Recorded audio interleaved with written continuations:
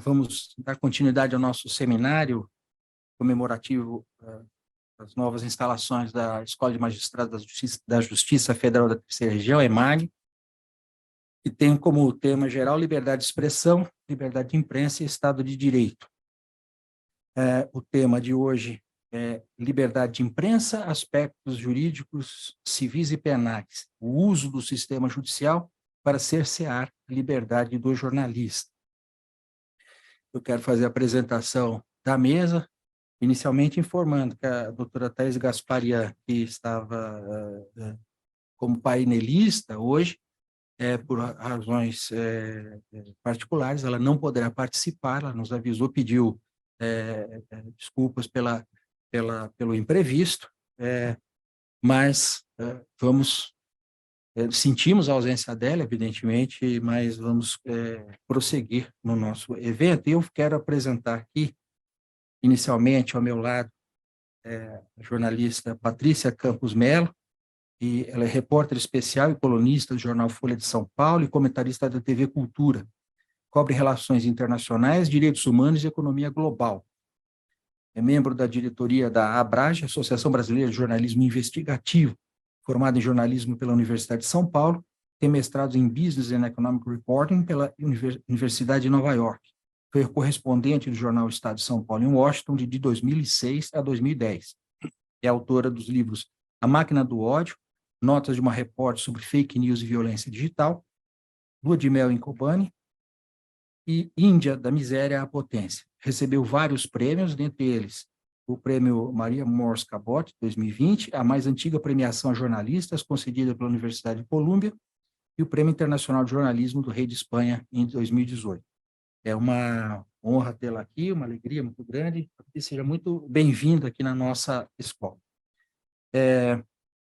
Temos aqui a minha direita ainda, o Dr. Walter Cláudio Scottenburg, que é professor de Direito Constitucional e procurador regional da República aqui em São Paulo, é livre-docente em Direitos Humanos pela Universidade de São Paulo, Faculdade de Direito de Ribeirão Preto, doutor em Direito do Estado e mestre em Direito Público pela Universidade Federal do Paraná, pós-graduado em Direito Constitucional pela Universidade de Paris II, professor do Centro Universitário de Bauru, Instituição Toledo de Ensino, e convidado de diversas instituições de ensino.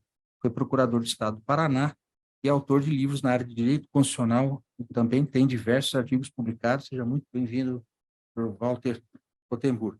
Aqui à minha esquerda, meu caro amigo Per Paulo Cruz Bottini, é professor livre-docente do Departamento de Direito Penal, Criminologia e Medicina Forense da Faculdade de Direito da USP, com mestrado e doutorado pela mesma universidade. Esteve à frente da Secretaria da Reforma Judiciária do Ministério da Justiça e do Departamento de Modernização Judiciária do mesmo órgão. Foi membro efetivo do Conselho Nacional de Política Criminal e Penitenciária e da Comissão de Juristas, instituída na Câmara dos Deputados para a revisão da Lei de Drogas. É presidente da Comissão Especial de Defesa da Liberdade de Expressão da Ordem dos Advogados do Brasil. É autor de livros, artigos, publicações e revistas na área de direito penal. Muito bem-vindo, Pierre. E à minha esquerda, meu querido amigo, Nelson Alves, presidente da Associação dos Juízes Federais do Brasil, a JUF, entidade que eu também tive a honra de presidir de 2012 a 2014. O Nelson veio de Brasília especialmente para este evento e eu quero aqui fazer o reconhecimento público disso, porque eu sei o que é a tarefa de um presidente da JUF, as dificuldades que tem para organizar a sua agenda, e ele reservou este tempo, este momento para a nossa escola de magistrados, para o nosso tribunal, para este evento específico. Nelson, muitíssimo obrigado pela sua presença aqui, e ele participará como debatedor, trará a sua experiência também da relação existente, que a JUF faz muitas vezes a ponte entre o jornalismo, entre a imprensa e o judiciário. Muito obrigado, Nelson. Aqui, a ideia é trazermos agora, aprofundar um pouco os aspectos que foram trabalhados ontem, foram tratados ontem, sobre a liberdade de imprensa, agora sobre um aspecto mais jurídico. Embora a Patrícia não seja jurista, ela está preocupada, mas a experiência profissional dela, a vivência dela, quanto a esses aspectos especificamente, até o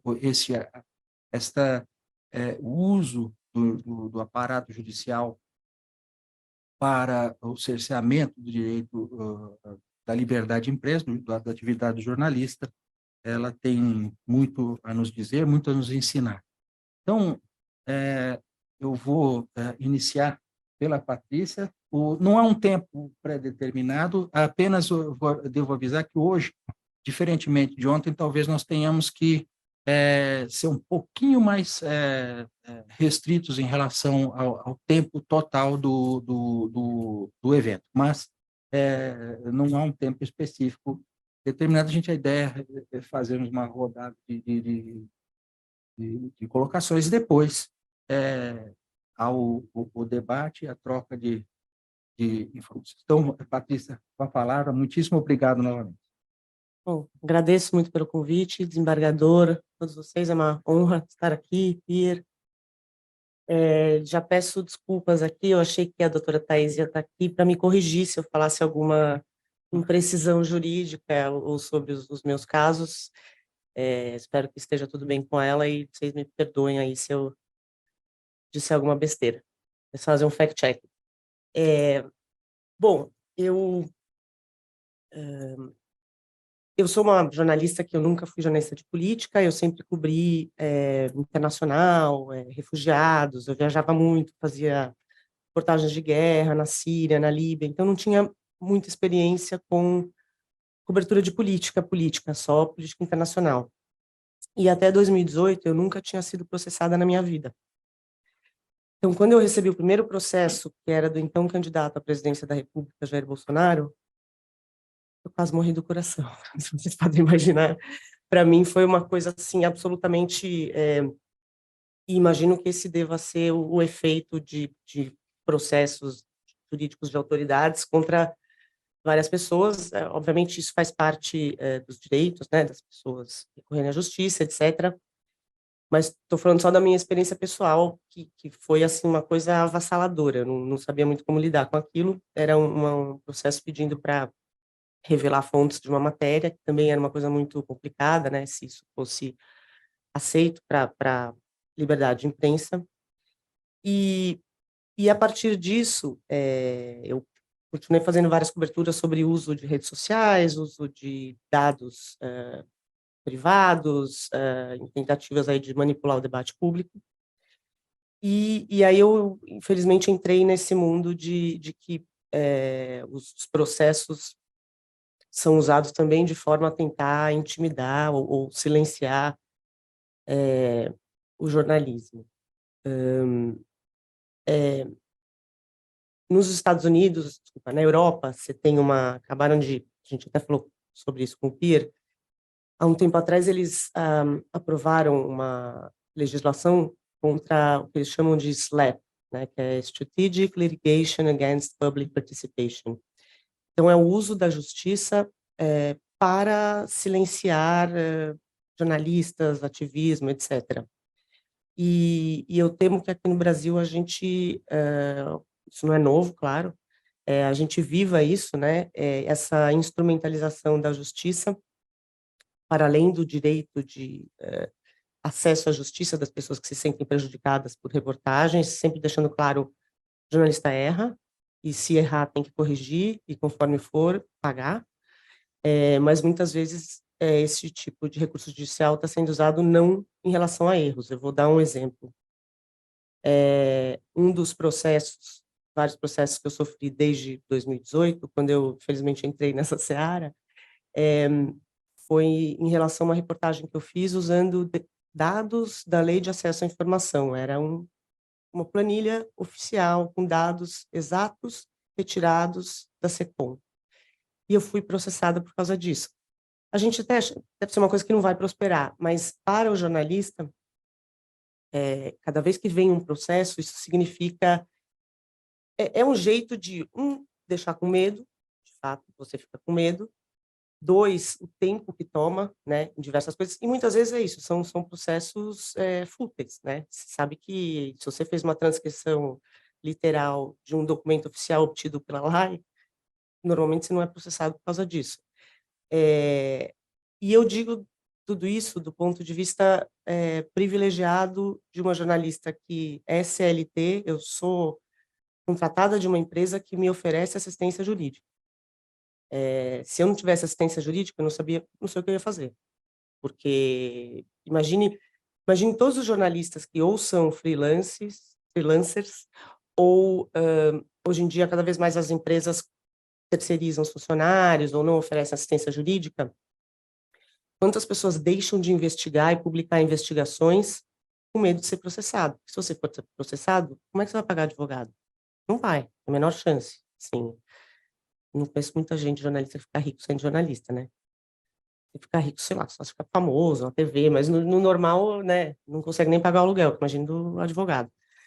Então, inclusive, a Thaís, que criou esse Instituto Torna Voz, que é uma coisa super importante de oferecer assistência jurídica, porque o efeito sobre jornalismo investigativo desse uso, né, seja daquele uso clássico, como foi feito pela Elvira Lobato, da Igreja Universal, processar ela em mais de 100 processos no país, ela perdeu um ano inteiro só para fazer isso, lidar com esses processos.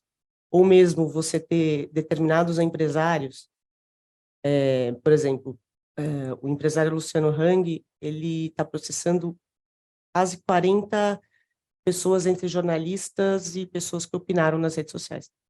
40. Com processos que variam, por exemplo, eu fui processada por R$2 milhões.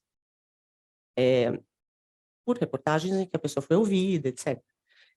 Então, obviamente, acho que tem que ter um equilíbrio disso, do direito da pessoa que se sentiu lesada por uma matéria jornalística recorrer, mas também um equilíbrio com uma pessoa que tem um poder econômico, ela pode acionar a justiça seguidamente em série para intimidar jornalistas, né?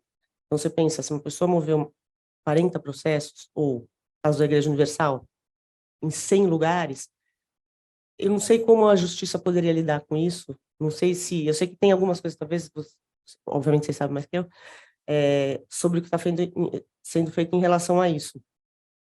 Mas eu acho, e sempre lembrando, jornalista erra bastante, a ideia é corrigir, se não for suficiente, corrigir, e se for condenado, você vai pagar. Mas daí é você enfrentar esse uso, transformar a justiça em uma arma para silenciar, né, para as pessoas ficarem com medo, porque efetivamente eu conheço várias pessoas que falam assim, eu não vou mais investigar isso aqui, porque se eu tomar um processo eu não tenho como pagar o advogado. Acho que era mais ou menos isso que eu queria dizer, depois eu posso desenvolver, mas assim, é isso, eu só posso colaborar aqui com a minha experiência prática Posso também falar dos processos que eu movi depois, também nunca tinha processado ninguém, e aí eu processei o presidente da República, mas também foi um recurso extremo. Pois é. Foi também um recurso extremo diante de uma campanha de difamação que não parava. Mas é isso. Obrigado, Patrícia. É muito importante, até a partir né, de uma situação concreta de cerceamento ou de tentativa de cerceamento da liberdade de imprensa pelo uso do aparato judicial. Talvez o Walter possa dar a visão agora, uma visão dupla aí, né, no aspecto civil e também do ponto de vista institucional do Ministério Público nessas situações. Muito obrigado, é uma honra estar aqui. Saúdo todo mundo na figura do Dr. Nino Toldo. E agradeço bastante também a indicação do meu nome pelo professor José Carlos Francisco, dizer que isso aqui é uma honra muito grande, eu fico muito encabulado diante desses ícones todos que nos esclarecem e nos sensibilizam sobre essas questões. Acho assim, uma das grandes inquietações é a busca desesperada por parâmetros objetivos que pudessem nos orientar a respeito do espectro da liberdade do jornalista e do que o sistema jurídico poderia fazer.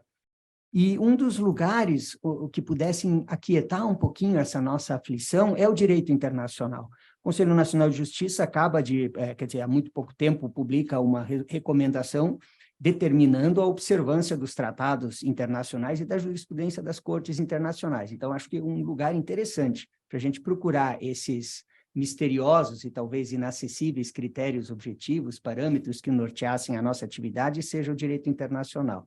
Eu vou fazer uma breve referência aqui ao caso Moya Chacon e outro contra a Costa Rica, julgado pela Corte Interamericana de Direitos Humanos em 2022, e que se aproxima muito de uma dessas histórias contadas pela Patrícia, né?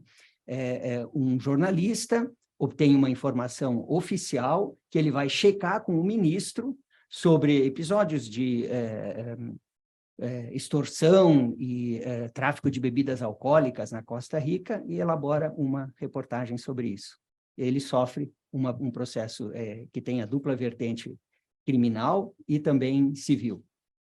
Esse caso, ele é condenado em pouco mais de 10 mil dólares. Ele comenta, ambos os jornalistas, um deles, inclusive, com uma posição alta no meio de comunicação, comenta a intimidação, comenta como isso afeta o universo íntimo ali do jornalista que não tem grandes meios financeiros, então ele se sente intimidado, mas ele se sente também muito enfraquecido do ponto de vista, né, da saúde financeira, família, isso desestrutura de alguma forma, ou seja, são histórias trágicas, histórias que se repetem, né, na vida dos jornalistas, na vida das sociedades. Isso vai parar na Corte Interamericana de Direitos Humanos. Se eu sou fiel, eu tentei tirar aqui algumas grandes diretrizes desse caso super importante, internacional, recente, e alguns parâmetros que ajudam a iluminar tudo isso. Primeiro, a absoluta importância da atividade jornalística na democracia. Segundo, o efeito intimidatório da responsabilização de jornalistas, né? Potencializa a intimidação dos jornalistas. Terceiro, a inadequação do direito penal. Enfim, não sou um especialista, o professor Pierpaolo está aí, mas eles dizendo assim que alguns tipos penais são muito fluidos, eles trabalham muito com uma perspectiva subjetiva das suscetibilidades dos homens públicos, e de modo que o direito penal, pelo menos aquele direito penal, não é adequado para um tratamento convincente disso. A exigência de uma apuração jornalística razoável, portanto, o jornalista como um profissional que tem, sim, que engaja a sua responsabilidade, porém não exaustiva, né? Fazendo aquilo que está ao seu alcance de uma maneira razoável. Preferência, como consequência jurídica, do direito de retificação, do direito de resposta. Então, tirando, né, do espectro das armas com as quais o direito deve combater eventuais abusos, tirando o espectro repressor do direito penal, mas também essa ideia sempre monetarizada de altas indenizações. Achei muito interessante isso da Corte, com sensibilidade, falar da preferência por uma espécie de direito de resposta, por uma perspectiva de retificação, e uma indenização, quando rolar, que seja uma indenização proporcional e módica. Bom, são alguns parâmetros que a gente procura tirar do direito internacional. Agora, talvez nós pudéssemos também fazer uma construção jurídica um pouquinho mais completa se nós invocássemos aqui algumas dimensões desses direitos fundamentais em jogo, especialmente da liberdade, dita liberdade de expressão, liberdade de manifestação do pensamento, que não devem ser tratadas apenas como direitos fundamentais sob a ótica subjetiva, mas também sob a ótica promocional, prestacional e objetiva.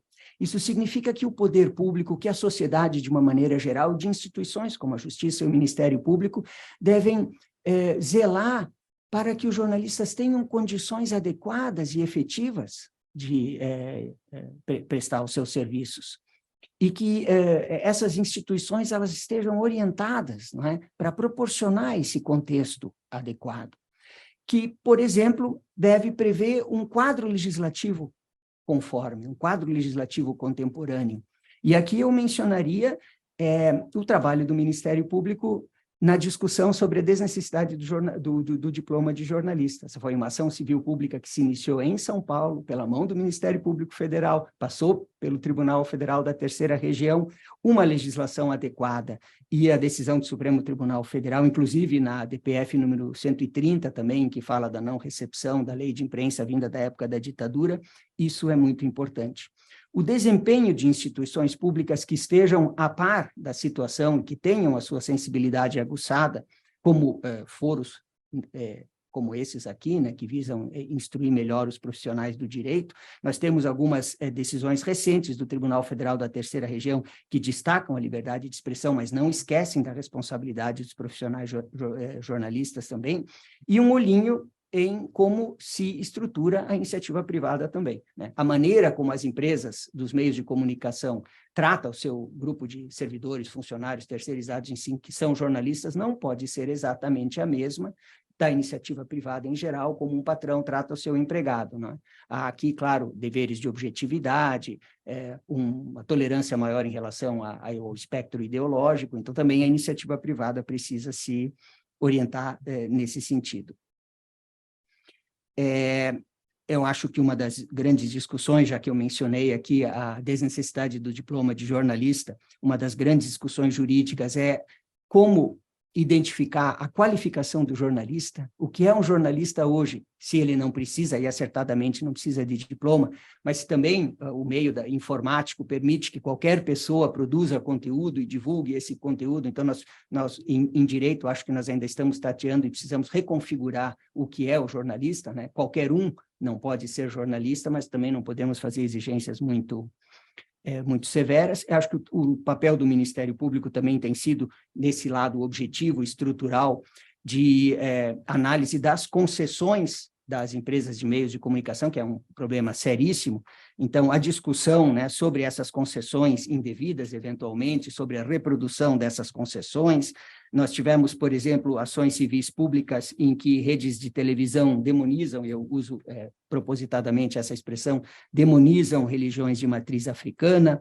Há programações que são acessíveis, às vezes até orientadas para um público menor, que é um público particularmente vulnerabilizado. Há programas tipo policialescos que inferiorizam as mulheres, e esses casos, esses programas policialescos, né, que é preciso uma dupla leitura para você perceber o quanto ali de inferiorização e de reificação da situação da mulher são incorporados, mas eu tiro, né, esse repertório de casos que passaram pelo Tribunal Federal da Terceira Região. E, por fim, nessa apressada colocação aqui, eu veria duas vertentes assim, a serem exploradas. A primeira é uma discussão mais sóbria sobre a possibilidade da utilização de medidas judiciais liminares. E dirão assim, poxa vida, né? Mas esse evento é orientado, vocacionado para a gente discutir o papel dos jornalistas, a proteção dos jornalistas, o desempenho dos direitos fundamentais dos jornalistas diante de um uso e abuso do direito, do arsenal repressor do direito, e eu venho aqui falar de medidas judiciais liminares.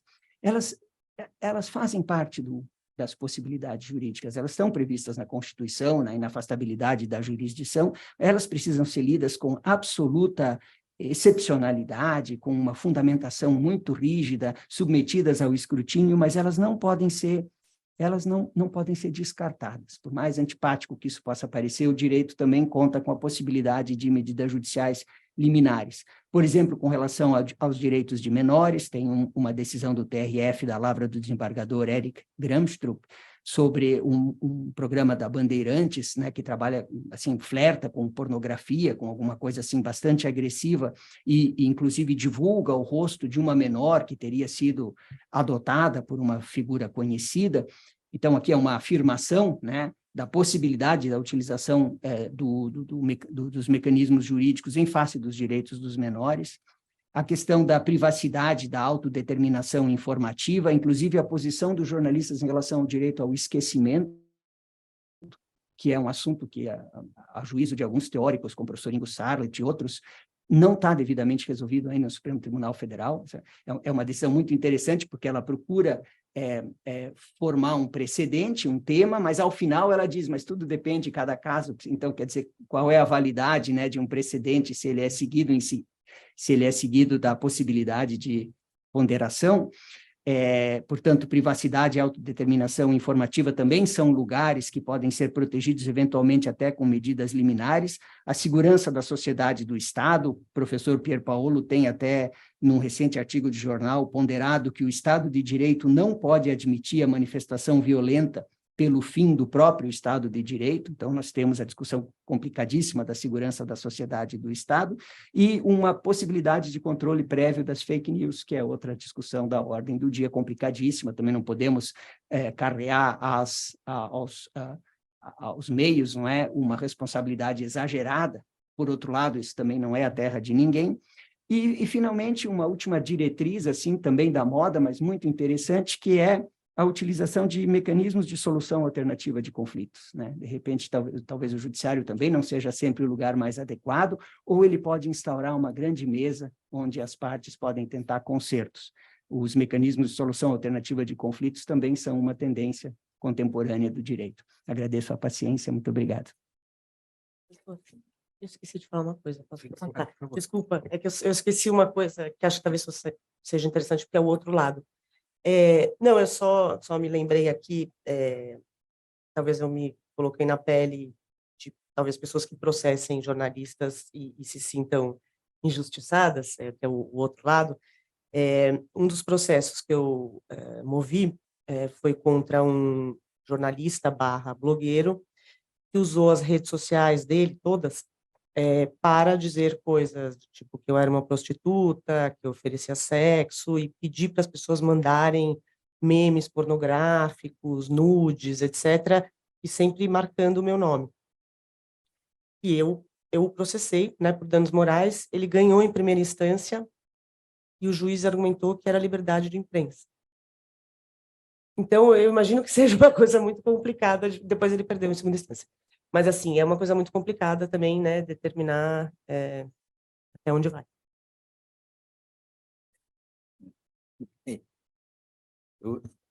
Obrigado, Patrícia, pelo acréscimo. Eu vou acrescentar também uma situação concreta também que a JUF viveu, enquanto se falava de quando eu era presidente, houve um grande jornal que no seu editorial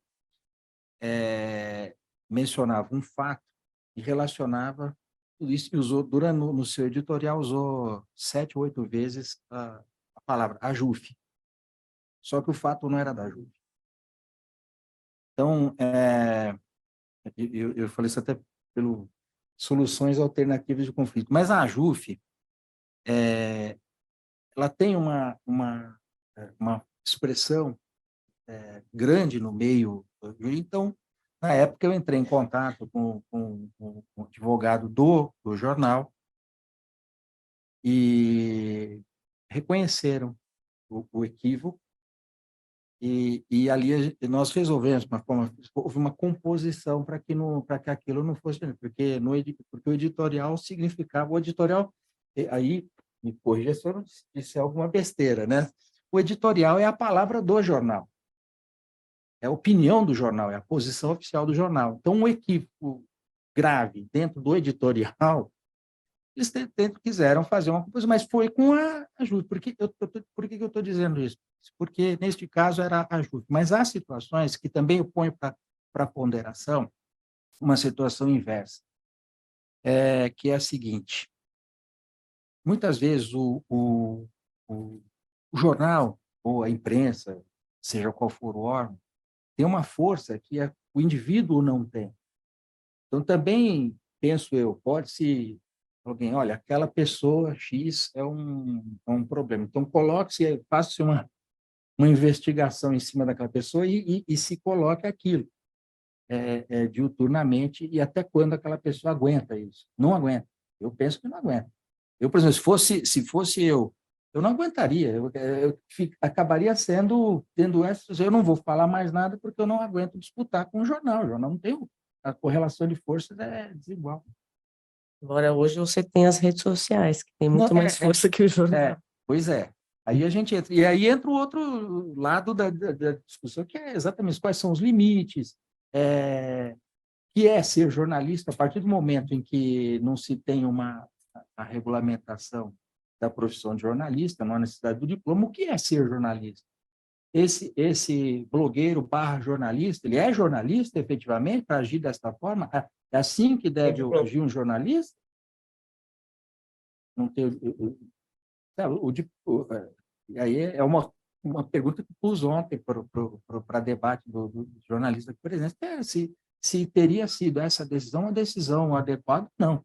Porque a razão de ser do afastamento disso foi não ter nenhuma hipótese de cerceamento de defesa. Mas qual é o limite? Toda profissão regulamentar tem um limite ético. Existe um código de ética. Qual é o código de ética de um blogueiro? Qual é o código de ética de um tio do Zap? Esse é o ponto que a gente está. Mas eu não quero. Se não me entusiasmo, começa a falar. Então, Pierre, você com a palavra e eu fico quietinho.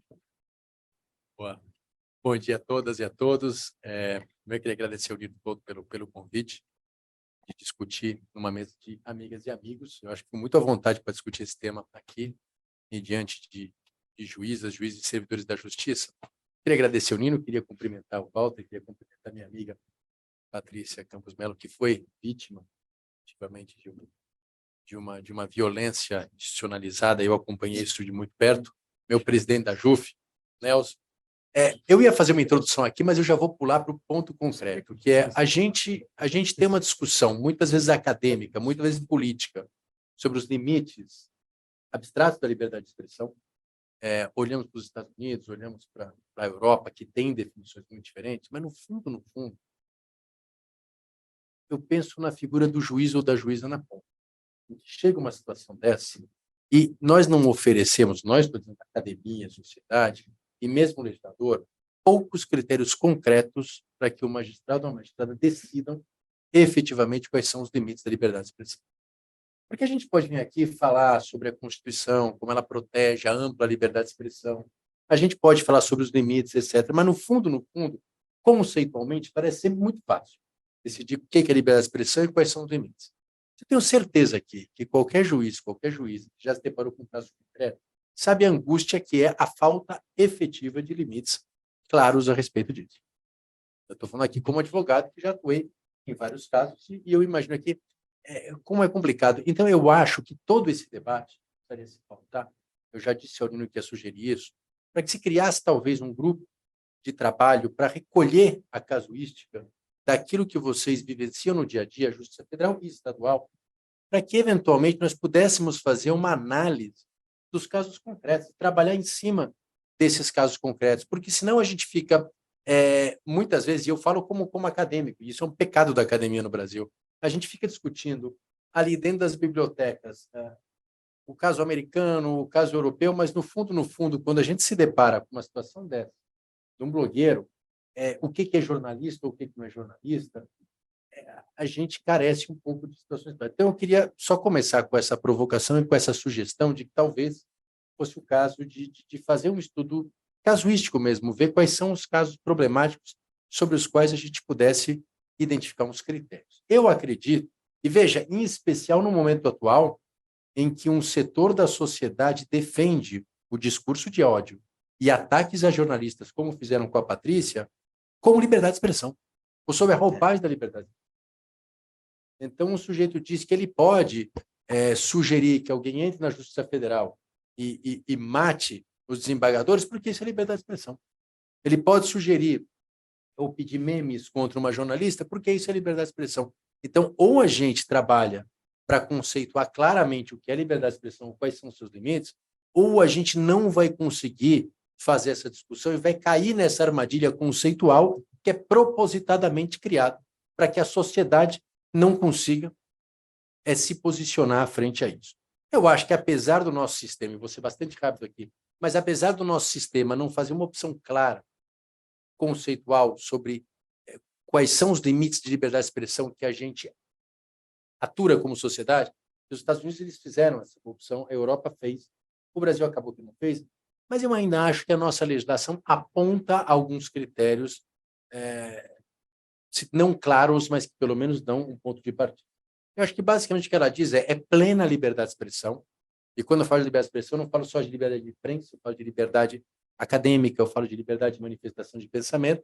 No entanto, eu tenho um limite. O limite é a honra, o limite é a agressividade, a incitação ao ódio, e um terceiro limite é a questão das fake news, no sentido da divulgação de inverdades sabidas de forma dolosa com a intenção de prejudicar. Porque daí a gente sai daquela discussão também de quem é o dono da verdade, quem vai dizer o que é verdade. Não, eu não estou discutindo esses casos, eu estou dizendo do sujeito que sabe que está contando uma verdade e o faz com intenção dolosa de prejudicar. Então, para mim, são 3 critérios. É honra, é a questão do discurso de ódio e a questão das inverdades dolosas.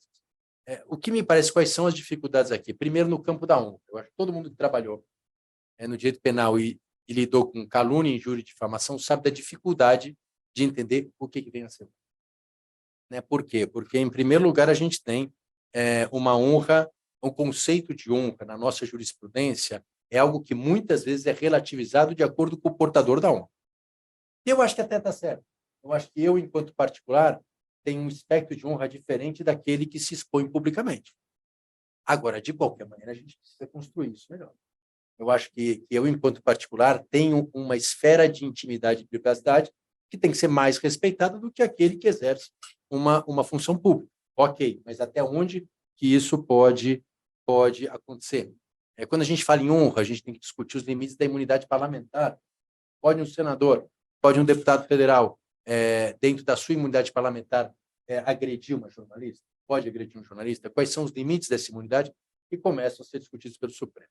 Eu acho que o campo da honra talvez seja o campo conceitualmente mais difícil da gente trabalhar, porque efetivamente a gente tem essa dificuldade, mas de qualquer forma ele é importante.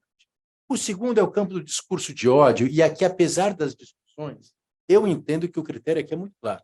O critério é o da violência ou da grave ameaça. Ou seja, o sujeito, através da sua liberdade de expressão, pode expressar qualquer ideia, qualquer pensamento, por mais absurdo ou estúpido que seja, desde que ele não proponha um ato de discriminação, um ato de agressão ou um ato de ameaça. Então, o sujeito que quer propor o fechamento do Supremo Tribunal Federal, ele pode. O que ele não pode é fazer que nem fez o Daniel Silveira ou Roberto Jefferson, sugerir que as pessoas entrem no Supremo, abram aspas, peguem os ministros pelo pé e joguem os ministros no lago. Isso extrapola a liberdade de expressão, porque isso é incitar a violência, isso é incitar a criminalidade. O sujeito pode defender a ditadura? Pode. É estúpido, é sem noção, é. O que ele não pode é defender a mudança forçada de regime através da violência. Ele pode defender a monarquia, que, a depender do tipo de monarquia, não deixa de ser uma ditadura. Ele pode defender, porque ele não pode a instituição forçada e violenta. Eu tive uma discussão recentemente nos jornais, e o professor Walter até mencionou, quando uma professora disse que o Bolsonaro poderia defender o fuzilamento da petralhada. Eu acho que não pode. Se eu defender um fuzilamento de alguém, eu estou defendendo uma agressão. Eu estou induzindo as pessoas a praticar um crime. Então, isso não pode. Ele quer criticar a petralhada, ele quer defender o fechamento do PT. Ok, mas defender o fuzilamento, ele não pode. Então, aqui, para mim, é muito claro. E, por fim, a defesa a questão das fake news. Eu vou encerrar com isso aqui, que é um ponto importante. A gente hoje vivencia o espraiamento doloso de algumas inverdades com várias finalidades de prejudicar vários sistemas. Isso é novo no Brasil? Não. A nossa legislação penal trata disso? Trata. Vários tipos penais, e quem está aqui na Justiça Federal sabe que, no fundo, eles punem a fake news. Então, o crime que viola a manipulação de mercado de capitais, ele está punindo a fake news. O sujeito que proíbe, na lei de crimes financeiros, a divulgação de prospectos falsos sobre instituição financeira, está proibindo fake news. O sujeito que proíbe, enfim, vários momentos da nossa legislação, a gente proíbe fake news. Então, quando a gente fala em fake news, e aqui do ponto de vista punitivo, a gente, no fundo, está falando de alguém que espalha uma clara inverdade, sabendo que é inverdade, com a finalidade ou de um benefício econômico, ou de prejudicar alguém, ou de afetar um pleito eleitoral. Isso claramente é crime previsto. Denunciação caluniosa, falso testemunho, ou seja, a gente convive com fake news no nosso mundo jurídico há algum tempo e não é nenhuma novidade. É claro que quando a gente vai para o campo das meias-verdades, a gente vai discutir quem que vai definir o que é verdade ou não, se é uma plataforma, se é o governo, mas são legítimos. Mas, no fundo, no campo penal, a gente tem isso muito claro. Quando há uma mentira clara e dolosamente espraiada, a gente tem vários tipos penais para isso. Então, eu só queria encerrar e dizer que, no fundo, o que eu estou trazendo essas questões é para que a gente tenha a oportunidade de usar esse debate para começar. E eu acho que é importante que não só as pessoas do mundo jurídico, mas aqui Patrícia representando o mundo da comunicação, a gente precisa sentar, a gente precisa discutir esses limites, a gente precisa, de alguma forma, apresentar alguma coisa um pouco mais objetiva, um pouco mais concreta, porque, no fundo, a gente precisa colaborar com aquele que está julgando. É claro que não é decidir por ele, mas, de alguma forma, oferecer algum critério com base em tudo aquilo que já se discutiu para facilitar a vida daquele que exerce a jurisdição. Fora desses limites, fora da honra, da agressividade e do espraiar dolosamente em verdades, eu acho que é plena a liberdade de expressão. Não existe qualquer limite à liberdade de expressão. Eu quero só encerrar com um trecho de um voto do Pedro Chaves, já no milênio passado, no Supremo Tribunal Federal, onde eles discutiam a punição ou não, Patrícia, de um jornalista que tinha falado mal do Supremo Tribunal Federal. E o que ele diz, e eu acho que essa frase do Pedro Chaves é muito interessante, porque ele faz um ataque à imprensa, mas não defende a liberdade. Ele diz: nós temos sofrido, senhor presidente, os desmandos da imprensa brasileira. Imprensa nem sempre orientada para o bem do país. Isso diz ele.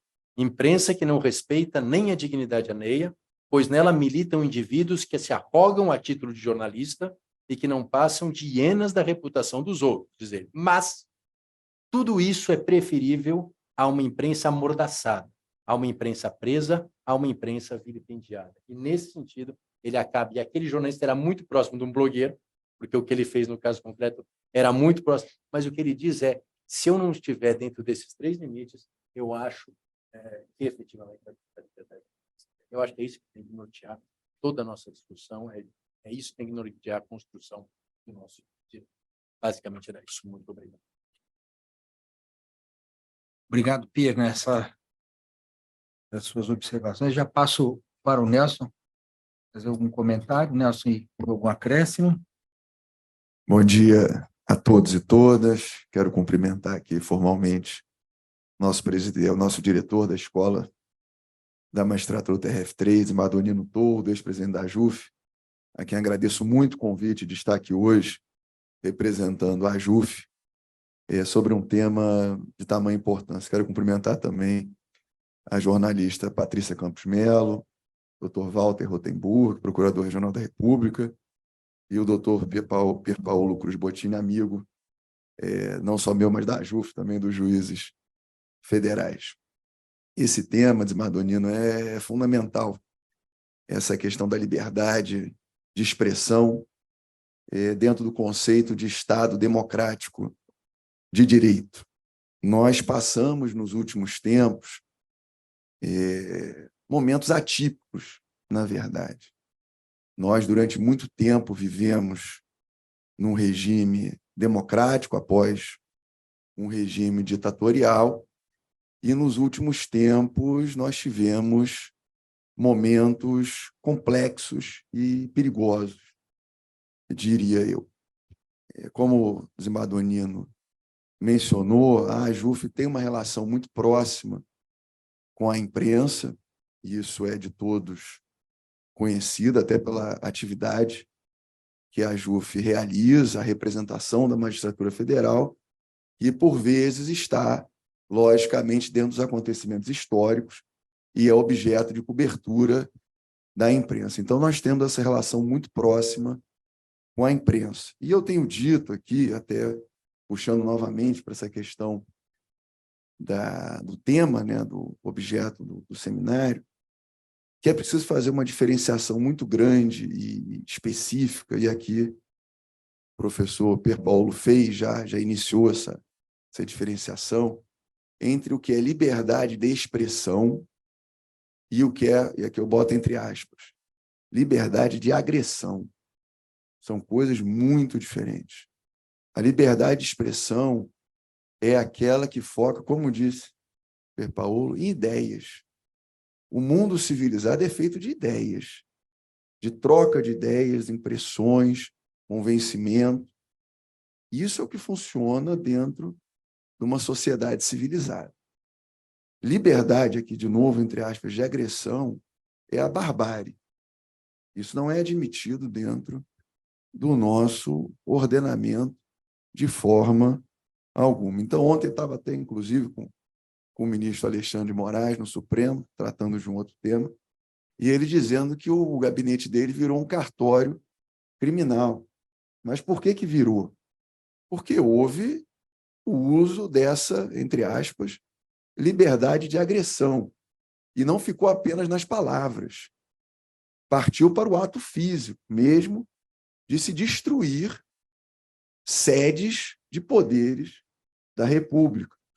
Algo inimaginável até pouco tempo atrás e que, obviamente, não pode ser tolerado. Quem incidiu nesse tipo de ação merece a reprimenda penal adequada e que vai ser definida pelo órgão jurisdicional competente. Então, mais do que qualquer outra coisa, nem me sinto à vontade para comentar as falas dos que me antecederam, porque foram todas brilhantes. Eu gostaria sempre de trazer essa preocupação do momento que nós passamos há pouco tempo atrás e a esperança de que isso, de forma alguma, se renove para o futuro e que a liberdade de expressão seja utilizada como ela deve ser utilizada. A liberdade de propagar ideias, como o professor Pierre Paulo falou agora, às vezes até absurdas. A gente de cara já olha e fala, isso é um absurdo. Mas, às vezes, a gente tem que ouvir algum absurdo para poder até desconstruir esse discurso e seguir em frente. Então, a liberdade de expressão, de ideia, ela deve ser defendida a toda força. Agora, a liberdade de agressão, ela deve ser repelida da mesma forma e a todo momento. Então, desembargador Nino, eu só queria, em nome da AJU, fazer esse breve comentário em nome dos juízes federais. Tenho procuração e acredito que todos eles têm um pensamento muito similar por refutar qualquer tipo de admissão de uso da liberdade de expressão para fins de agressão, de violência ou de algo similar a isso. E, novamente, agradeço muito, Madonino todo, ex-presidente da nossa associação, um grande exemplo de magistrado e presidente de associação, o convite feito, e digo da honra da AJU estar aqui nesse momento. Obrigado, desembargador. Eu que agradeço, Nelson, eu que agradeço. Eu gostaria de fazer umas observações que eu fui anotando aqui. Eu sempre anoto aqui, depois, para entender o que eu escrevi. Eu tenho aquela coisa assim, na hora que eu escrevo, só eu e Jesus Cristo entendemos. 5 minutos depois, só Jesus Cristo. E olhe lá. E olhe lá. Mas eu acho assim, eu sou evidente que eu sou suspeitíssimo para falar, porque o tema desse seminário me encanta muito, enfim. E para quem está acompanhando desde segunda-feira, está percebendo que há uma ligação entre o que foi feito em um no outro, porque, para os que estão à mesa, na segunda-feira nós tivemos uma conferência com o ministro Aires Brito, que foi o relator da UPE 130, e ele lembrou os princípios fundantes. O valor de tudo, o princípio dos princípios, como ele diz, é a democracia. A partir da democracia nós temos esses, até que chama de irmãos siameses, né? A liberdade de expressão, a liberdade de imprensa. E aí ele tratou dos fundamentos da República, estão no artigo 1º da Constituição, seus objetivos, no artigo 3º, e a ponte entre os dois, o artigo 2º, que fala da divisão dos poderes, e aí ele usa as metáforas do rio, tem a sua nascente, o seu curso, a sua foz, e a foz é sempre o poder judiciário, e, portanto, o poder judiciário é onde se deságua tudo, e aí, na terça-feira, o professor Oscar Vilhena tratou da liberdade de expressão, com maestria, os debates que foram feitos, né? O Otávio estava aqui todos os dias. Ontem, a visão da liberdade de imprensa sob a perspectiva do jornalismo, dos jornalistas, e hoje entrando em aspectos mais jurídicos. E uma coisa que foi tocada aqui, e é importante, porque nós estamos, ao tratar desse tema, a gente está lidando com valores, com princípios que são fundamentais, mas há uma dificuldade sempre de qual é o limite do exercício daquela liberdade, até onde vai, como aquele ditado popular que diz, meu direito vai até onde começa o do vizinho, qual é essa zona de intersecção, esse ponto de conflito e como resolver. Tudo foi complicado. Eu vejo uma certa complicação a partir das decisões, eu não estou criticando as decisões, não estou dizendo que as decisões são ruins, mas no momento em que a lei não foi recepcionada, a lei de imprensa, não se tem, quais são os parâmetros que se deve ter a partir dali? Para exercer a atividade de jornalista não precisa ter estudado para isso, não precisa ter... Isso é bom, não é bom, isso tirou limite para a atividade jornalística.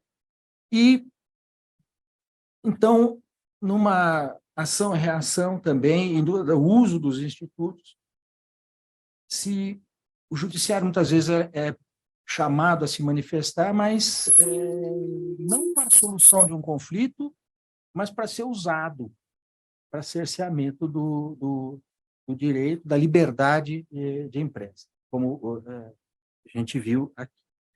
À medida que se falava, o Pierre falou da necessidade de se formar um grupo de trabalho para, a partir da casuística, colher esses dados e, a partir da casuística, chegar a alguma coisa. Eu estava pensando, Nelson, de repente, a ANJUF poderia também contribuir, coordenar alguma coisa nesse sentido, um grupo nesse sentido, e aqui o Tribunal Regional Federal da Terceira Região está à disposição para isso, para todos a escola, para contribuir para isso, para ser o local, como nós estamos começando aqui, estamos fazendo hoje aqui, podemos fazer mais eventos, mais coisas para tratar disso. E eu vou me permitir dar um dado de casuística, que é exatamente isso, que tratou de liberdade de imprensa, um caso do qual eu fui relator, que era o seguinte: a revista Veja, posso dizer, porque é público, o fato é público, não estou cometendo nenhuma inconfidência ou transgredindo alguma norma, até porque também a emissão de opinião aqui dentro, nós temos a liberdade de expressão, e no ambiente acadêmico ela é permitida, inclusive, pela Lei Orgânica da Magistratura. Que o juiz tem muitas dificuldades para ter o seu exercício, muitas amarras. E esse é um ponto de conflito grande também, especialmente no trato com o jornalismo. Mas esse caso que eu relatei era do Adélio, aquele que deu a facada no então candidato à presidência da República, o Bolsonaro. A editora abriu, a revista Veja queria fazer uma entrevista com ele, ele estava no Presídio Federal de Campo Grande, ainda está, e pediu autorização para o juiz corregedor do presídio. E o juiz autorizou. Aí o Ministério Público impetrou um mandado de segurança para impedir a entrevista. Fui distribuído a mim, eu dei a liminar, suspendi a entrevista. E eu fui chamado de censor, porque a editora Abril entrou com uma reclamação no Supremo Tribunal Federal, com base na declaração, dizendo que estava cerceando a liberdade de imprensa, estava agindo com censura. Eu, até nas informações, eu disse o seguinte: eu não estou cerceando, pode publicar o que quiser, eu não estou impedindo a publicação. O que está em jogo aqui é o seguinte: a pretensão de entrevistar uma pessoa que está num regime de extremo rigor, de privação de liberdade, que é o regime do sistema do presidiário federal. E mais, ele foi posto no sistema penitenciário federal a pedido da defesa, com a concordância do Ministério Público. Por quê? Porque se arguiu, à época se alegou, que ele estava correndo risco de morte se ele ficasse no sistema estadual em Minas Gerais. Então, ele foi transferido para um sistema federal e foi posto em Campo Grande. Mas havia um pedido de incidente de insanidade mental dele, e que depois veio a ser feito, ele não tinha capacidade, tanto que houve a absolvição imprópria, ele não foi levado a júri por conta daquilo, e foi dada medida de segurança, e ele permanece lá no presídio até hoje. E mais uma coisa, ele ainda não tinha sido ouvido. Se ele não tinha sido ouvido pelo juízo, como ele poderia ser ouvido pela imprensa? qualquer coisa, até no interesse da defesa, e se ele, qualquer coisa que ele dissesse a um órgão de imprensa, poderia ser utilizado contra ele posteriormente. Então, não era, até dizia, me surpreendia até que a defesa concordasse que ele desse uma entrevista naquela situação. Então, vejam, mas qual o parâmetro? Não havia nenhum cerceamento à liberdade de imprensa, mas foi utilizado pela grande empresa o argumento de que o judiciário estaria... Bom, no final das contas, eu concedi depois a turma concedeu a ordem e a reclamação foi julgada improcedente pelo ministro Gilmar Mendes, não houve nada. Mas eu trouxe esse exemplo, que é sob uma outra perspectiva de como essas questões são conflitantes, há casos difíceis de se decidir, e eles vão se repetindo. Mas eu queria, dando continuidade, trazer essa pergunta e provocar aqui a mesa nesse sentido.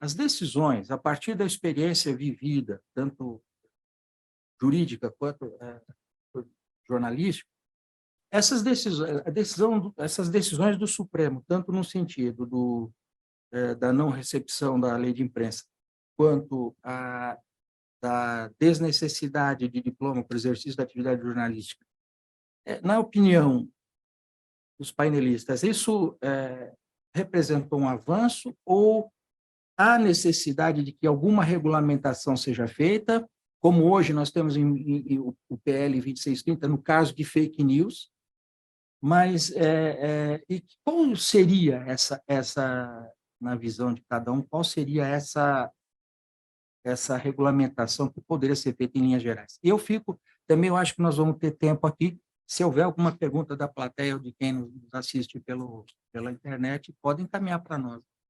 Então, eu vamos recomeçar com a Patrícia. Eu acho que diploma não garante que a pessoa realmente está desempenhando um trabalho jornalístico. Talvez seja meio polêmico isso que eu vou falar, mas eu acho que faz todo sentido não exigir diploma de jornalista. O fato de essa discussão, como você define o que é um trabalho jornalístico e quem é um jornalista, é uma coisa que, inclusive, está em discussão em vários países que estão discutindo regulação de internet. Por exemplo, na Austrália, que negocia como as plataformas devem pagar pelo conteúdo jornalístico. Aí, o que você considera conteúdo jornalístico? Lá eles têm um conselho, que é o conselho que regulamenta a profissão, que vai estabelecer, olha, tem que ser uma empresa tal, que se dedica ao fim de produzir reportagens, que é independente politicamente, sei lá, tem vários critérios, né? Aqui também, inclusive dentro do 2630, você tem essa provisão de veículos de mídia se unirem para negociar com plataformas pagamento pelo conteúdo. Quem são veículos jornalísticos? Como você define um veículo jornalístico?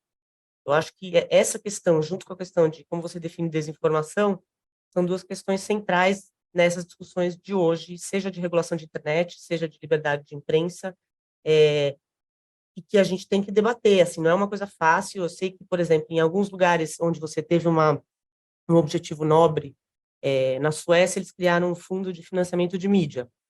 E esse fundo, como você não tinha muito claro estabelecer o que é jornalismo profissional, eles acabaram também destinando dinheiro para sites de extrema-direita.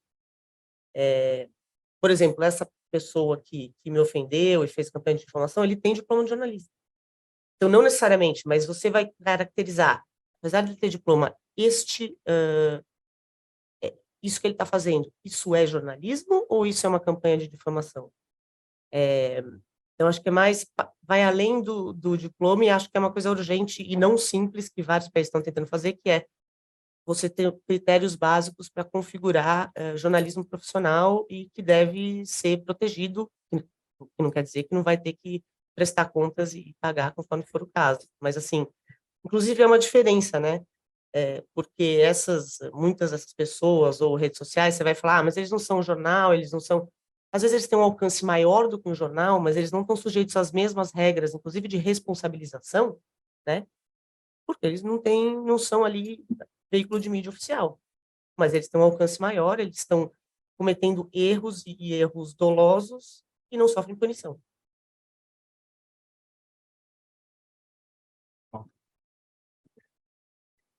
Bom, eu também não teria muito a acrescentar aqui, além de algumas generalidades, mas, assim, acho que o Supremo Tribunal Federal acertou definitivamente na questão do diploma, demorou para falar isso, se alinhou a uma percepção internacional, uma discussão que já estava na praça há mais tempo, que o jornalismo é uma daquelas profissões muito pouco suscetível à regulação, não é como advogado, não é como médico, não pode ter uma regulação que estufe, né? Quer dizer, no limite, se precisar de uma regulamentação, ela tem que ser bem light, que, por outro lado, acho que a regulamentação da internet é alguma coisa inexorável, está rolando no mundo inteiro. Nós transitamos desse primeiro momento, vamos dizer assim, estávamos todos inebriados com essa liberdade em que todo mundo poderia falar sobre qualquer coisa.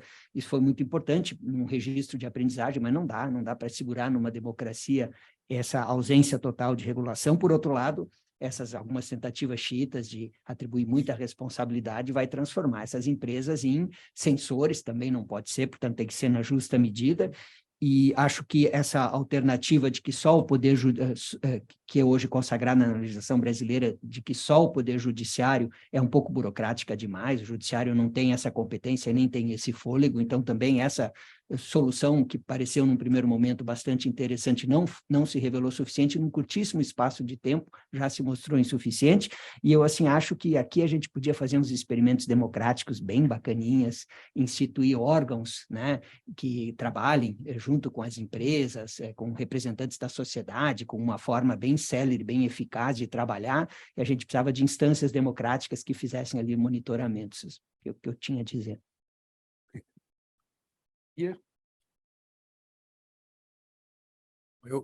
Eu acho essa pergunta bem interessante, eu acho que ela volta na questão da necessidade de clareza conceitual. Eu acho que, primeiro, a definição do que vem a ser um jornalista.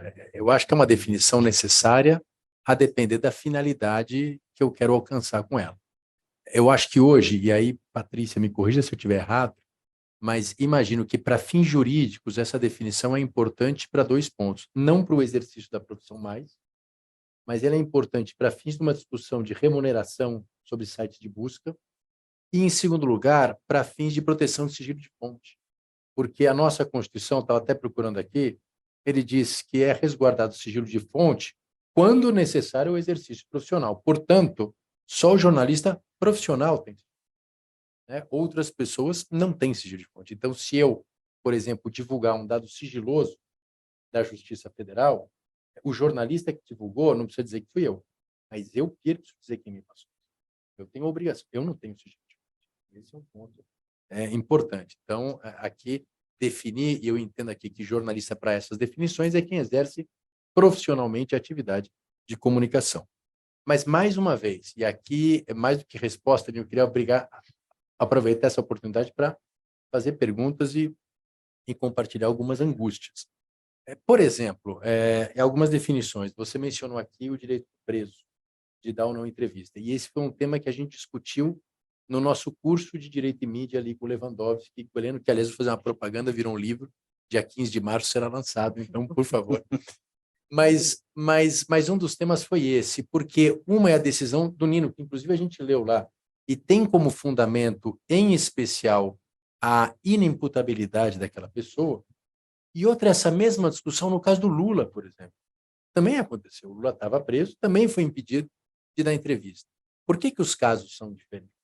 Eu acho que existe uma diferença aqui, não, inclusive chegamos a essa conclusão ali existe uma diferença brutal, tem várias diferenças aqui, mas, mais uma vez, para o juiz da conta, se ele não souber qual a diferença, ele vai ver as duas situações e não vai entender por que uma reclamação foi conhecida e concedida e a outra. Tem diferenças fundamentais. Depois você pode. Perdendo só a parte, né? Porque eu lembro disso daí, isso também foi alegado, a diferença de uma situação e da outra. tinha plena capacidade e estava num presídio não, estava preso numa situação completamente diferente do outro, que embora fossem provisórios, mas um estava no sistema penitenciário federal. Mas também se foi trazido, no caso, mas outro fulano, se não me engano agora, se foi Marcinho VP, se foi um traficante, estava numa penitenciária no norte do país, em Porto Velho, e que deu a entrevista, foi autorizado a dar. Mas a situação era diferente, ele estava condenado, cumprindo pena. Era completamente a situação do preso provisório. Então, Mas é isso e é que tem isso que mesmo. informar, é Quais isso. são os limites que É tem? isso. Então, nessa situação pode, nessa situação não pode, etc. Ali foi também não quero fazer propaganda do que eu decidi, né? Mas era assim, dizendo um caso que foi que me fez pensar, porque estava ali, eram vários princípios em discussão ali, falei, mas qual prepondera? Essa que foi há vários interesses, vários princípios. E usar esses casos É. concretos justamente para formar essa casuística. Então, por exemplo, além dessa questão da prisão, uma questão que a gente já se discutiu, na liberdade acadêmica. Até onde vai uma liberdade acadêmica? Então, eu posso, ao ensinar direito penal, escolher uma das diversas escolas que tem, mas eu posso ensinar, por exemplo, que a Terra é plana. Eu posso, eventualmente, defender o criacionismo. Então, assim, até onde vai a liberdade acadêmica? E no ponto de vista cultural e da liberdade artística também. A gente teve uma discussão ali recente de uma apresentação em que havia um homem nu, que foi todo aquele escândalo.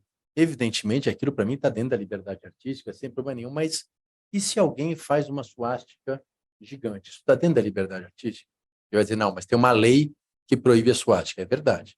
Mas a lei não proíbe alguém de queimar uma cruz. Fazer uma queima de cruz estaria dentro de uma liberdade artística? Entendo que não. Agora, mais uma vez, o juiz da ponta, o advogado da ponta, a gente precisa entrar nessas questões espinhosas e tentar daí extrair os conceitos, como a gente fez na prisão, para que efetivamente a gente consiga navegar nesse mar, porque não é um mar simples. Eu estou usando esses exemplos para dizer a gente não está no mar simples. É evidente que o sujeito não pode defender a Ku Klux Klan. É evidente que ele pode fazer uma manifestação nu. Agora, tem um campo intermediário aqui que é muito difícil da gente compreender, conceituar. E, mais uma vez, se a gente não tiver uma clareza conceitual, a gente vai continuar caindo na armadilha da indefinição, em que se utiliza a liberdade de expressão em nome do discurso do ódio. Então, eu só queria insistir que é fundamental que a gente faça essa análise casuística para que a gente nunca vai chegar, evidentemente, nada absoluto, porque a gente não está falando de matemática, mas critérios mais claros, conceitos mais claros e mais precisos ajudam o trabalho de todos nós, falando aqui de advogados, de membros do Ministério Público e de membros do Judiciário. Obrigado. Nelson? Não, eu realmente, diante das falas, eu vejo novamente como é difícil, pela experiência da própria vida do magistrado, para decidir conflitos dessa espécie e me solidarizo com a vida do jornalista também, que, na verdade, é o primeiro que vai fazer esse juízo de valor sobre o que será publicado ou não e com a espada na cabeça, sabendo que se houver algum tipo de falha, ele não só pode acabar prejudicando uma pessoa, talvez até de forma eterna, como pode sofrer, por consequência, restrições a direitos seus, inclusive patrimoniais, por uma eventual indenização. Então, na verdade, essa questão da liberdade de imprensa e a função do jornalista e o papel do judiciário, também Ministério Público e advocacia. O advogado, na verdade, é o primeiro juiz da causa, né? Aquele que olha pela primeira vez os fatos e define. E aqui o MP também faz essa função quando atua como autor de ações. Não é fácil a missão dos profissionais do direito e de imprensa com temas tão sensíveis que passam por suas mãos, e por isso que essa responsabilidade é fundamental no trato dessas matérias. Então, novamente, eu olho e revejo a nossa responsabilidade nesses assuntos e o total cuidado que nós temos que ter quando apreciamos esse tipo de matéria. Muito difícil. Obrigado, Nelson. Eu vejo, às vezes eu penso assim, eu vejo um parentesco, vamos dizer assim, para usar uma metáfora, entre a liberdade de imprensa e a independência do juiz. O Pierre, você quer fazer o Pierre quer fazer uma pergunta para a Patrícia. Vamos ouvir. Se há alguma pergunta? Já temos algumas. Nós temos um pouquinho de tempo ainda dá. Mas então, Pierre, com a palavra. Eu queria aproveitar a presença da Patrícia, porque eu acho que é uma questão que a nós, do mundo jurídico, uma dúvida que eu tenho em relação ao cotidiano do jornalismo. Então, você mesmo mencionou, primeira vez que eu fui processado, eu quase morri do coração. Qual é o impacto que um processo, porque a gente sabe que muitas vezes o processar um jornalista, ainda saber que não se vai ganhar, é uma estratégia de início. Então, e de que forma que esse tipo de estratégia impacta os jornalistas? Você já acabou respondendo por você, mas, de repente, como que é no mundo, no dia a dia, essa situação? Ou seja, a gente está falando do Patrícia Campos Melo, que é uma jornalista da Folha, tem uma assessoria jurídica da Thaís Gasparian, ou seja, por outro lado, você tem ali blogueiros, você tem jornalistas na periferia, pessoas no interior do país que, talvez mais do que morrer do coração, tenham outras preocupações, mas então, como é que é? Eu queria um pouco aproveitar a tua experiência para saber qual é o impacto desse tipo de situação. Você ter a notícia de que alguém entrou com uma ação contra você ou que alguém abriu um inquérito contra você. Como isso é visto pelas pessoas do mundo da comunicação? Achei que você ia me fazer uma pergunta complicada, eu ia falar, Thaís não está aqui, não me complica. Bom, vou falar do ponto de vista pessoal e do ponto de vista de jornalistas que não têm o privilégio de ter assessoria jurídica. Quando, por exemplo, eu fiquei sabendo de um dos processos, esse de 2 milhões, não conseguia dormir. Porque você fala assim, se eu perder esse negócio, eu nunca vi 2 milhões na minha vida. Eu não tenho a menor ideia. Assim, eu falava, mas a pessoa pode pegar minha conta, assim, pode ver tudo que eu fiz, todos os... E, ao mesmo tempo, eu sei que isso é absolutamente... a gente não tem o menor controle, depende do juiz que for pegar isso. Ele vai ver de um jeito X ou Y, né? E o medo é esse, a gente sabe que dependendo do juiz, sei que, na verdade, isso aqui é justamente, né, para discutir isso, né, alguns parâmetros.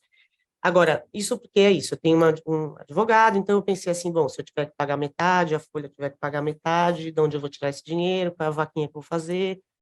Imagine, eu sou um repórter numa cidade interior da Amazônia, e eu estou fazendo uma série de investigações sobre um vereador da cidade.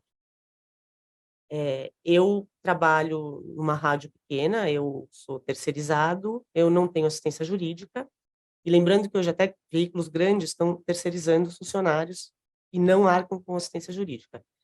Então, ele começa a investigar, vamos dizer, um escândalo de corrupção. Aí ele publica as primeiras matérias, ele tem ali as gravações, né, guardou as apurações dele, aí ele toma um processo do vereador. Aí ele fala, bom, eu não tenho advogado.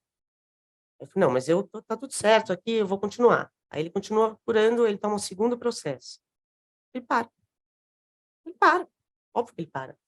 Você vai fazer o quê? Você vai falar, não, mas eu confio que esse juiz aqui de primeira instância vai ver que, olha aqui, eu tenho documentação, nananã. Não, ele não tem advogado. Ele não tem dinheiro para pagar advogado, né? Ele deve ganhar, sei lá, 3 salários mínimos. Então, assim, nesse sentido, o impacto é o silenciamento, ponto. Mesmo assim, Elvira Lobato, que era uma das maiores jornalistas do Brasil, fez um trabalho de investigação sobre Igreja Universal, ela deixou de ser jornalista. Ela passou 1 ano da vida dela em tribunais. É muito eficiente o silenciamento. De novo, sempre gosto de falar, jornalista erra, tá? Ninguém é santo, ninguém é perfeito, então tem que pagar pelos erros. Mas uma coisa é você usar de uma forma legítima para se defender. Por exemplo, me vem à mente a escola base, né? Acabou com a vida dos caras. Outra coisa é você transformar em arma o judiciário para silenciamento. E é uma coisa muito eficiente.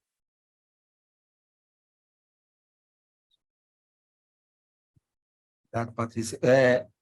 Mariana, temos pergunta da plateia? Tem uma aqui na plateia.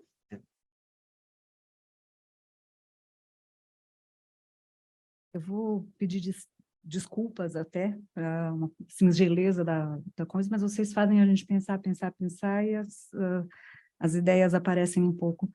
É um tema tormentoso e assim, acho que perpassa um pouco o que cada um falou.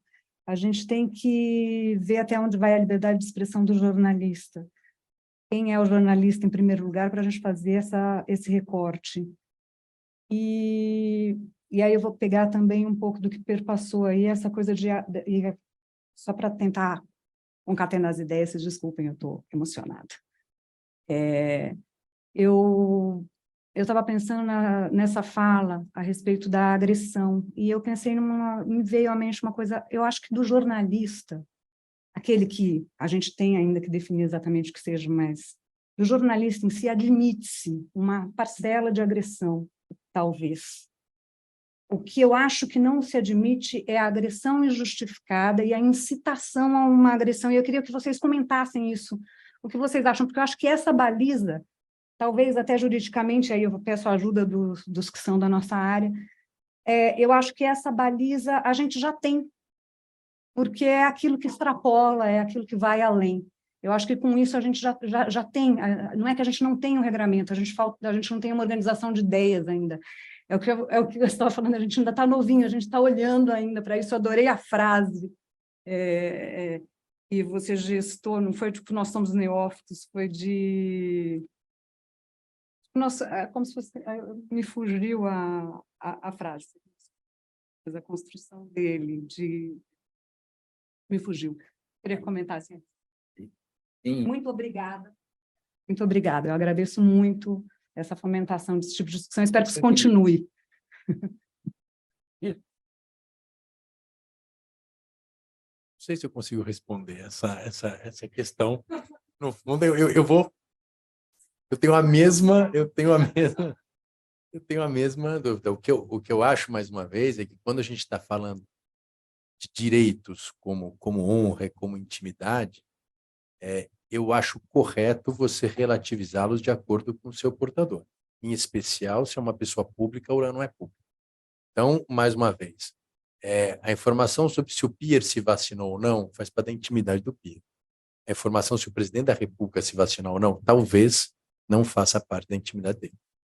Então, uma crítica ácida e violenta a uma conduta familiar, obviamente lícita, do peer é uma coisa. Uma crítica ácida ou violenta ao presidente da República por um ato dele, eu acho que é outra coisa. O espaço, o que você chamou de agressão do jornalista no meio público, ele é maior do que a agressividade em relação ao particular. Então, o Celso de Mello tem uma decisão muito interessante no Supremo, várias decisões nesse sentido, em que a crítica ácida, a crítica forte, isso efetivamente é protegido. Né? Agora, por outro lado, quando você vai para a incitação ao ódio, a incitação à violência ou à ameaça, aí eu acho que claramente, ainda que seja um jornalista profissional, eu acho que ele está fora desse âmbito. Não sei se respondi, mas... Se me permite, eu faria eu queria fazer um acréscimo, mas se alguém gostaria de... Eu diria o seguinte também, seria admissível uma certa agressão do jornalista. Eu me permitiria fazer um ajuste nisso daí. Eu não diria que é uma agressão. A agressão, nem mesmo um jornalista poderia incitar a agressão. Também um jornalista pode lá escrever como... a gente sabe que aconteceu isso em veículo de imprensa, de TV, ali a pessoa, o jornalista, incitando a violência. O que eu acho, lembrando que foi dito ontem, você estava aqui ontem, foi o Eugênio Butti, que falou, o jornalista tem liberdade, o direito inalienável do quê? De fazer a pergunta incômoda, de pôr o dedo na ferida. Agressivo do ponto de vista, talvez, de quem recebe. Por exemplo, vou dar o meu exemplo, já que mencionei o caso ali, quando eu recebi o pedido de informações que a editora Abril tinha ingressado com uma reclamação lá e lendo a petição inicial, pedido de reclamação, confesso que é aquela coisa, a gente tem que ler, põe de lado, deixa passar a raiva, Depois que passar a raiva, a gente aí presta as informações, vou fazer, porque eu não posso me mover, não posso escrever enquanto eu estiver com aquele sentimento. E a raiva é um sentimento natural, não é uma coisa ruim, propriamente. Mas por quê? Porque eu fui chamado de... Pô, eu censurando... Eu sou um defensor, todos eu sou um defensor da liberdade de imprensa, ele me chama de que estou censurando. Então, mas eu entendo que estava... Por isso que eu digo, passa naquele momento. Ali não era nem o jornalista, era o advogado, que estava falando em nome da empresa jornalística. Mas depois passa, a gente tem aquela compreensão de que é o papel dele que está fazendo ali, etc. e tal, também tem o direito. Mas, enfim, é só esse adendo da palavra agressão, que eu achei acho um pouco forte dentro daquilo que talvez até você quisesse dizer. Não posso. Vamos partir agora para uma outra pergunta, porque tem pessoal do... Tem mais aqui no auditório, mas eu vou tentar intercalar com o Teams. Então, eu o vou Zoom, ler... né? Desculpa, exato, doutor. Com o Zoom, então eu vou ler. Eu só quero anunciar que entrar na plateia aqui, para quem está assistindo, a nossa presidente, desembargadora federal Marisa Santos. Muito obrigado, presidente. A presidente sabe que, pelo regimento interno, quando a presidente chega a um local, ela passa a presidir a sessão, mas na escola ela me permite continuar, até para a gente... Obrigado. Eu vou ler a pergunta do Pedro Luiz Piedade Novaes. Gostaria de saber dos palestrantes se existem algumas iniciativas legislativas no Brasil e no mundo no sentido de criminalizar a desinformação. Pergunto, pois o conceito do que seja esse fenômeno ainda é muito discutido na literatura e não existe consenso. Obrigado.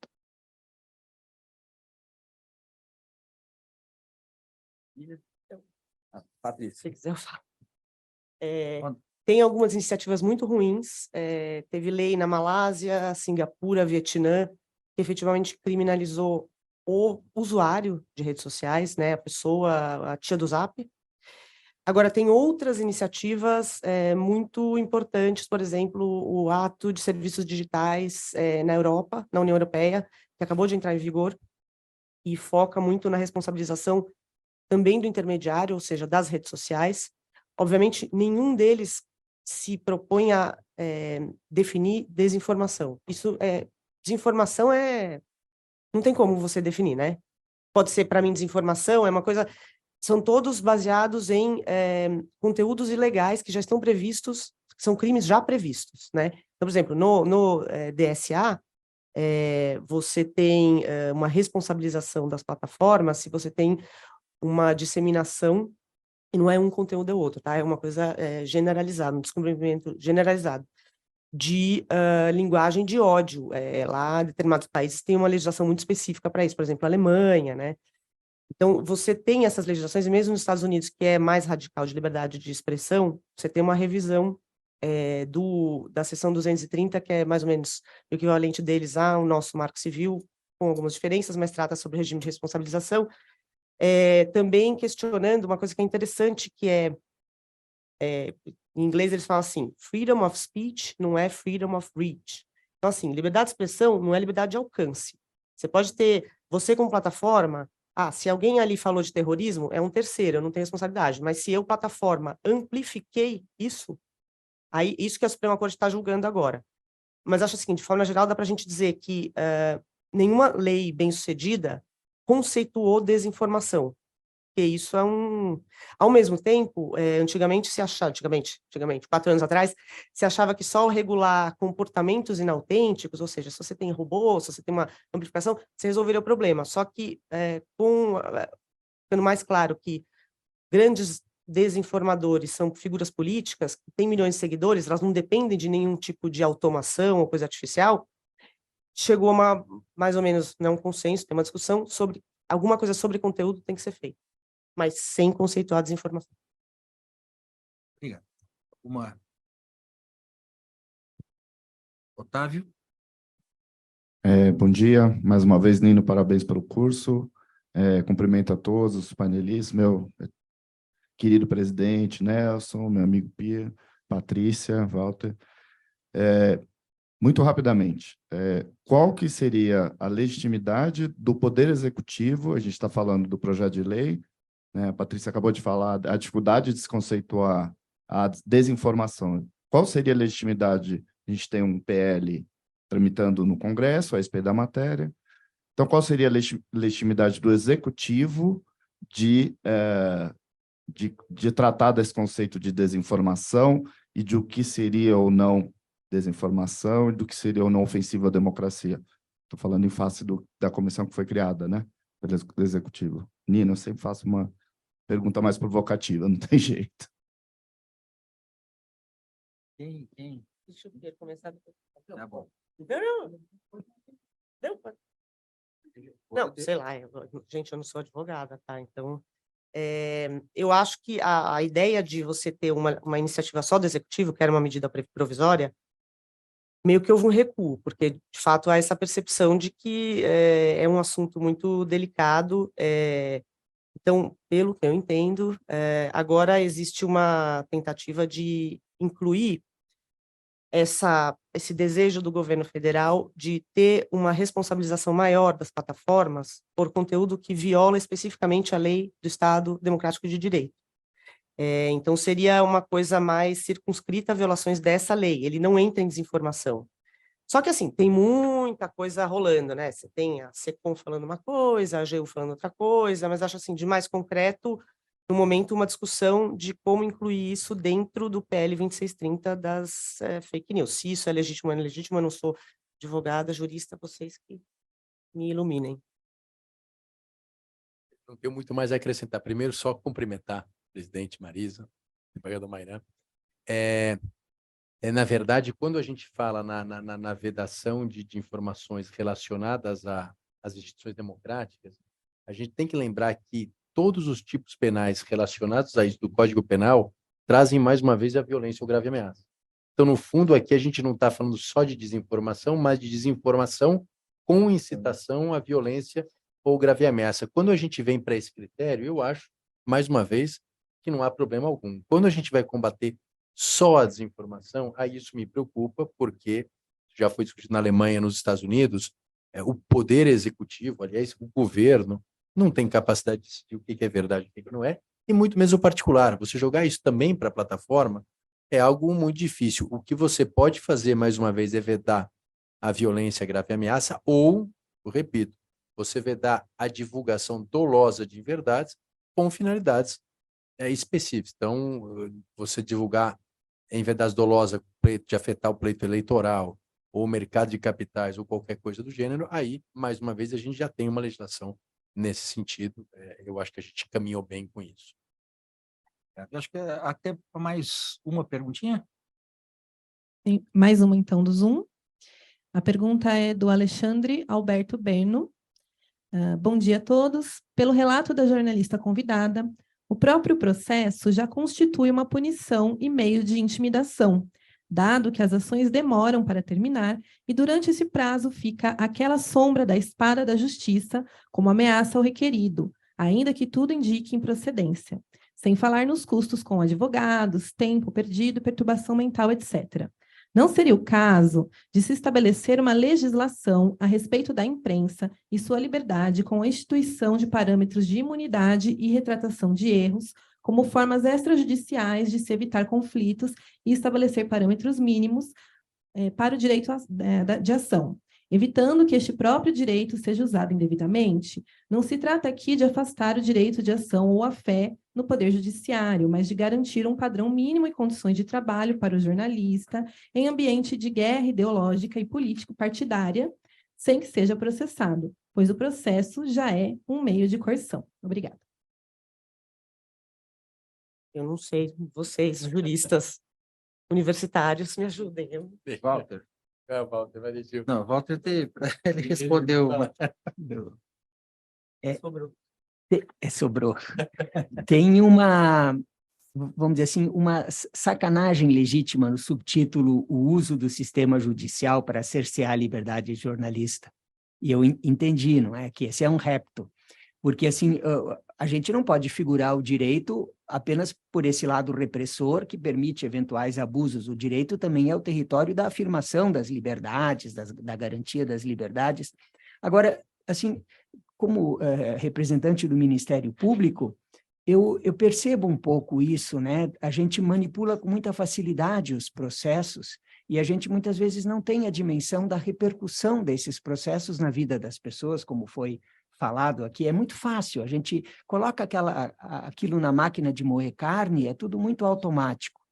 Então, assim, eu acho que essa preocupação é muito consistente, da gente eventualmente construir uma regulamentação que permita que as pessoas também não se sintam assim tão fragilizadas, mas tem um outro lado também, que é o seguinte: numa democracia consolidada, com pessoas bem informadas, com acesso, inclusive, aos serviços de defensoria pública e assistência judiciária, a gente não deve mais imaginar que ser chamado à responsabilidade num ambiente judicial ou judicialiforme, sofrer um processo, seja o fim da picada, né?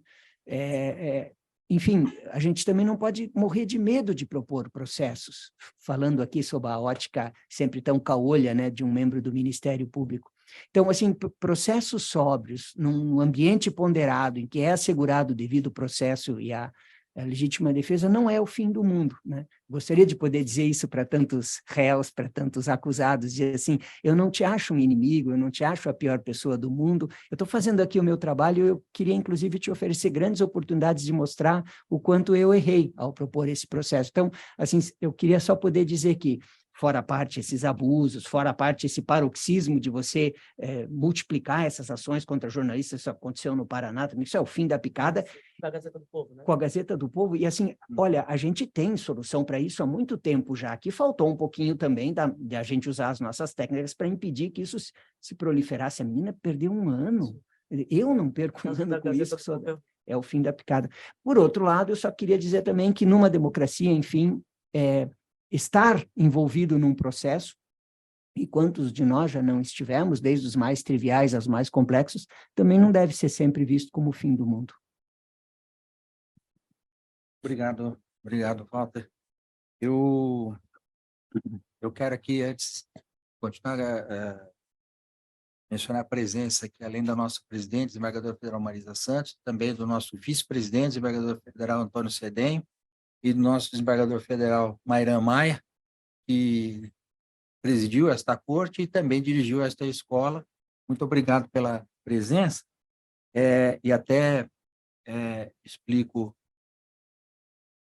a razão também de eles estarem aqui, não só para prestigiar o evento, mas nós havíamos, este evento está dentro de uma semana de evento comemorativo, como eu falei no início, da instalação das novas instalações, ou da instalação, retificando, né? Instalação das instalações ficou bonito, da inauguração das novas instalações da escola, aqui no tribunal. Estava previsto o descerramento de uma placa comemorativo simbólico para amanhã, e amanhã nós teríamos a presença aqui do ministro Mauro Campbell, do Superior Tribunal de Justiça, que é o diretor da Escola Nacional de Formação e Aperfeiçoamento de Magistrados, ENFAM. No entanto, o ministro me enviou uma mensagem dizendo que ele, por razões profissionais, ele precisaria ficar retido em Brasília amanhã, precisará ficar retido em Brasília amanhã, então não poderá vir pessoalmente, fará a sua conferência pelo Zoom, por videoconferência, enfim. Então, este é um aviso até que eu tenho que dar a todos os participantes. E, por esta razão, eu, conversando com a nossa presidente, temos que esse descerramento simbólico aqui deve ser feito hoje, então. Apesar de que a data vai estar ali de amanhã, mas vai ser feito hoje. Por essa razão é que eu também disse no início que a gente teria que ser um pouco mais restrito, infelizmente, com horário, porque o debate estava muito bom, o tema é apaixonante e muito importante, extremamente importante. Por isso, eu tenho, sim, uma imensa satisfação de poder estar nesse momento presente aqui, propiciando aqui na escola esse debate. Eu quero agradecer imensamente a presença a Patrícia Campos Melo, por sua presença aqui na escola, por dedicar o seu tempo nesse momento para debater esse tema, repito, muito importante conosco, juízes, servidores e operadores do direito, trazendo a sua vivência nisso, a visão de quem é afetado diretamente pelo uso indevido do aparato judicial para cercear o direito do jornalista, a liberdade de imprensa. Liberdade essa que é fundamental, é um dos pilares ali que sustentam a nossa democracia.